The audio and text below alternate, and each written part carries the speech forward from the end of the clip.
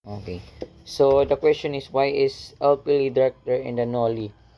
Because sir, the difference between the two sir, because the Noli Me Tangere, yung story nagsisimula pa lang doon, yung hindi pa asin ano, hindi pa sila, hindi pa ganap o hindi pa as in ano, yung nasa buod mo yung kwento, parang kulang pa doon. So sa El Felice, because nandun na lahat, nandun na yung revenge, anger sa mga Spanish. Why?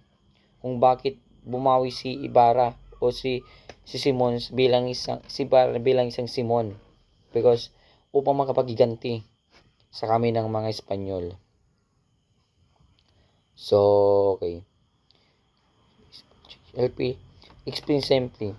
No only one spaceful change. Yes, no only so shows anger and revolution. LP kasi parang doon na sila babawi sa LP. Parang ano, parang istorya talagang may part 1 part parang bitin talaga, ganun lang. So how did your message change from No Limit Angere? Personal reflection. Sorry. Why novel do you like more? Why? Because this now the this day parang ano, parang parang useless lang yung pinagtanggol nilang dati para mabago lang, di ba? Which novel do you like more? Ano? Which novel do you like more? Why? For me, the Elfily.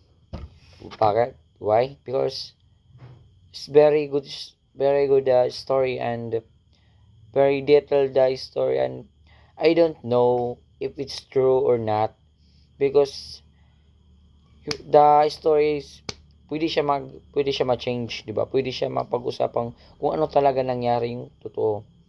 Kung bakit ano talaga, 'di ba? Hindi natin alam din. So for me, the LPL. And the problem the novel is still happening today. Give one example. Yes, the corruption sa mga gobyerno natin. Yun talaga yung ano, corruption talaga. Hindi mo yung magbabago kahit ano pa. Hindi yung magbabago. Thank you so much.